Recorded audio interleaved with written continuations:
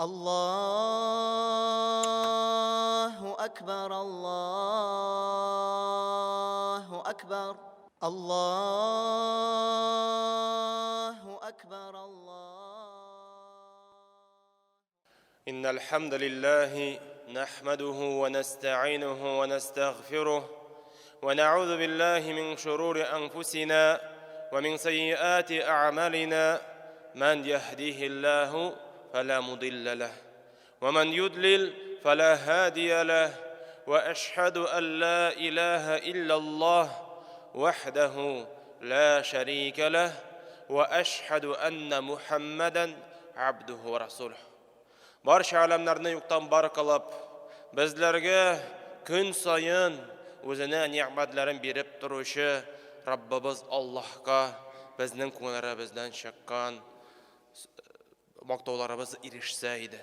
Va hamda bizning uchun bu dunyoda bir shilg'on, bizning uchun o'rnak bo'lgan, ham oxiratda da bizning uchun bir shilashaq, ummatim deb aytashak payg'ambarimiz Muhammadga bizning ko'nglarimizdan chiqqan salovat shariflarimiz erishsa edi.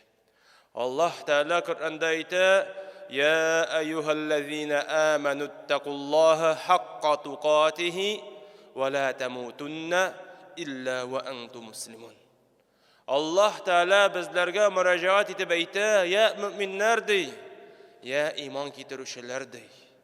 Siz Allohga shin ko'ngil bilan ishonib, aning əmrlərine buysunub, aning tıyğanlarından tıyılıb yaşayınız ve hem de bu dünyadan gitkende bari tik Müslüman haletindegine gite görünüz." Bizler üçün en zor baylık bulgan, ol da bulsa iman baylığın Allah Teala bizge birdi, hem biz mine şol boylıqның qadርን bilib, аны saqlab yaşarga tiyishlimiz. Hem bugün sizning bilan men tövbe turunda сөйләшеп кетесем кирәк. Tövbe нәрсәсең ул? Tövbening tüp мәгънәсе ул да булса Аллаһка кайту. Biz Аллаһны кайчан искә төшерәбез? Кайчан ул безгә кирәк? Allah'ını biz iske töşürəbiz bizge ağır vakitte. Bizge kirekkende biz bütün sebeplerini de kılgandan son hele biz jingileymegeş şul vakitte biz müracaat ete başlayız Allah'a. Ani için Allah Teala bizlerge mine şul ağırlıklarını, bela kazalarını, şiirlerini bire. Niçin? Çünkü biz Adem bağları günah kılıp Allah'ını unuttuk. Anın rahmetinden yıragaydık. Anın cennetine umtulmayız. Şunun için Allah Teala bizlerni yuqtan bar qiluvchi, bizning uchun bir shilo, bizga yaxshilik qilna tili, hamma shul avurliqlarni beradi endi, ani isga tushirir uchun, aning yonına qaytar uchun, ham kishi mana shul ayberlarni anglab, yalvarıp sorab, Allah Teala karşında üzün tüben yasasa. Şul vakitte Allah Teala anın şul tövbesin, istiğfarın kabul ite, hem bu dünyasında jingileyte, hem inşallah мәңгілік cennetke kirtecek. Hem Allah Teala Nuh suresinin 10. ayetinde ayeti: فَقُلْتُ اسْتَغْفِرُوا رَبَّكُمْ إِنَّهُ كَانَ غَفَّارًا. Allah Teala Nuh kavmine bergen kengешin жеткире. Rabbinizdan Сұрағыз, истигъфар қылығыз дей. Чөнки ул кабул итүче, гафу итүче. Һәм шул сүрәсенең дәвамында әйтә: Юрсилис сама алейкум мидрара. Һәм шулай эшләсәгез, ул сезгә яңгырларын яудырыр. Ва юмдиткум би амвали ва банина. Һәм байлык һәм балалар белән ниъмәтләндерер. Ва яҗ'ал лакум джаннати ва яҗ'ал лакум анхара. Бакчалы һәм елгалы җирләр бирер ди. Карагыз. Менә бу дөньяның бәхете, менә бу дөньяның сәгадәте ул да булса истигъфарга кайта. Тәүбә итенергә. Аллаһ Тәгаләдән сорарга. Чөнки кеше Аллаһ Тәгалә янына кайтса, аның әмерләренә буйсынып, аның тыйганнарыннан тыелып яшәсә, Аллаһ Тәгалә анарга менә бу дөньядагы барча ниъмәтләрен дә бирәчәк. Чөнки ул бу алемнәрне юктан бар кылучы. Бөтен әйберне анарга буйсына. Һәм ул безгә менә шул тормышыбызны җиңеләйтәчәк. Шулай ук Пәйгамбәребезнең хадисендә Анас ибн Маликтан килә, Пәйгамбәребез әйтә: "Куллу бани Адама хатта." Барча Адам балалары алар нинди? Хаталы. Юк хатасыз кеше. Юк идеальный кеше.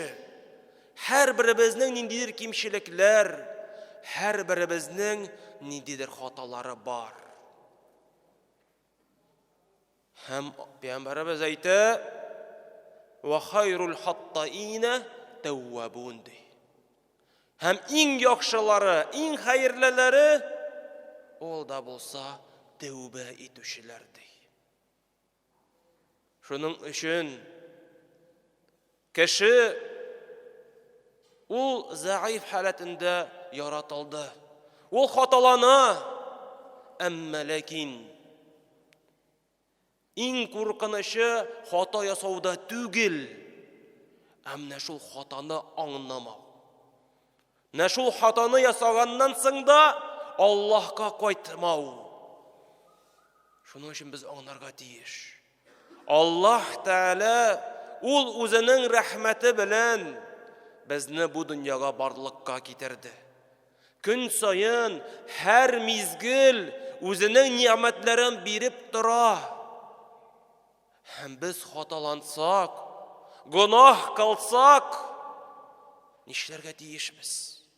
Аллаһ Тәгаләне искә төшереп, анардан сорарга кирәк. Ни өчен? Чөнки Аллаһ Тәгалә ярата безне. Ярата гафу итүчеләрне. Һәм Муслим җыентыгында Абдулла ибн Мас'удтан килә. Пәйгамбәребез әйтте, бер кыйсса китерде. Бер кеше, бер ир-ат чыга сәфәргә. Шүлдән бара диясе белән. Һәм сәфәрдә барганда арый һәм бер күләгәле җиргә туктый. Шунда ул утырып, ял итә һәм йокыга китә. Күзен ачса, диясе юк. Кая киткән? Диясе өстендә суы, ашарга ризыгы, бөтен әйбер шунда. Үзе белән бер нәрсә дә юк. Һәм бу кеше эзли башлый.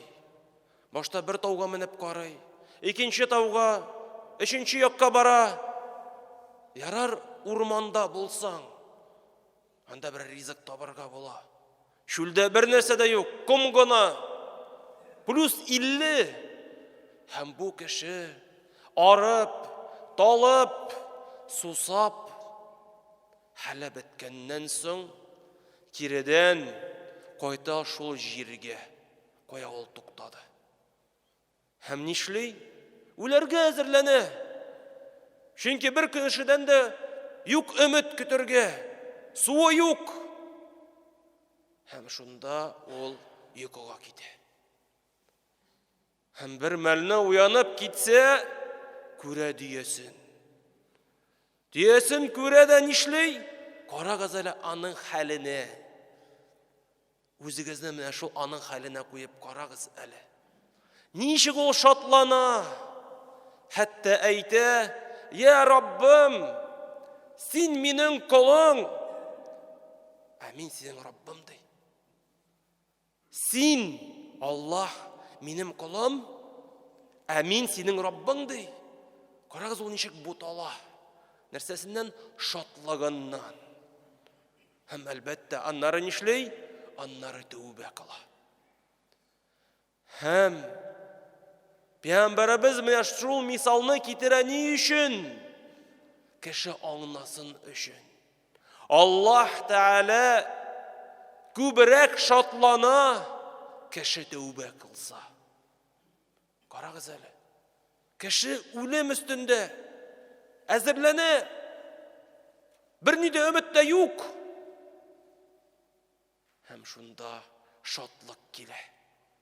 Шуның өчен без нинди генә авыр очрак булмасын, нинди генә бәла-каза килмәсен, нинди генә чирләр булмасын, һәр вакыт, һәр даим без Аллаһка кайтырга тиеш. Аллаһтан сорарга кирәк. Хәтта безнең өчен иң үрнәк булган кеше ул да булса Пәйгамбәрбез Мөхәммәд саллаллаһу алейхи ва саллям. Аллаһ Тәгалә аны бу дөньяда яшәгәндә үк җәннәт белән шатландырды.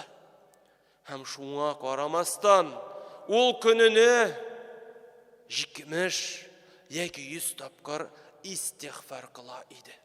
Сорый иде, ялвара иде, үтенә иде Аллаһ Тәгаләдән.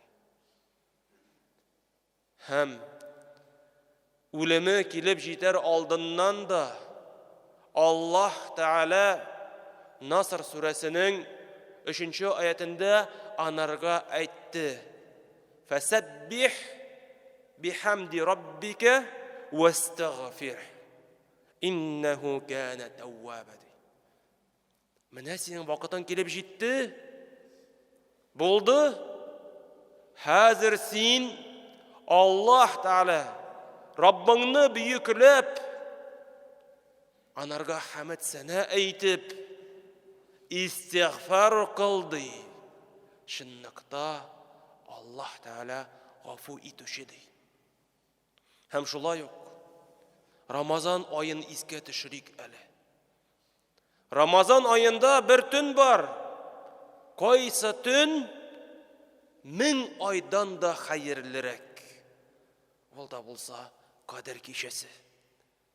Һәм шунда Пәйгамбәрбезнең хатыны Айша анабыз Пәйгамбәрбезгә сорау бирде. Мин менә шул төнне тапсам, нишләргә миңа, нәрсә сорарга диде. Һәм шунда Пәйгамбәрбез әйтмәде бит, җәннәт сора дип. Нәрсә диде? Сора. Аллаһ Тәгаләдән истигъфар, тәүбә, гафу итен диде. Шуның өчен без һәр даим Аллаһ Тәгаләдән сорарга тиешбез. Һәм безнең атаклы алимыбыз Риза Фәхреддин дә әйткән: "Тәүбәне кичектермәгез. Үлемне дә гүя башкаларга гына киләчәк дип уйламагыз. Башкаларның гаепләрен тикшермәстән элек үз гаепләрегезне тикшерегез" дигән. Карагыз. Уйламагыз. Үлем әле ерак, мин әле яшь диеп, әле минем планнарым күп диеп уйламыйк. Аллаһ Тәгалә үлем фәрештәсен җибәрә, без кая гына булмасак та. Һәм нинди хәлдә булмасак та. Һәм һәр беребез менә шул үлемне татыячак. Әмма ләкин без нинди халәттә Раббыбыз каршына кайтачакбыз микән? Шуң турында уйланыйк, әзерләник Аллаһ та каршына кайтырга һәм истә тотыйк. Аллаһ Тәала безне ишетә, Аллаһ Тәала безне күрә һәм белеп тора. Без нәрсә эшләргә теләгәнебезне. Субханаллаһ бихамдик, шаһаду ан ла илаха илля ант, астагфирука ва атубу илейх. الله أكبر الله أكبر الله أكبر الله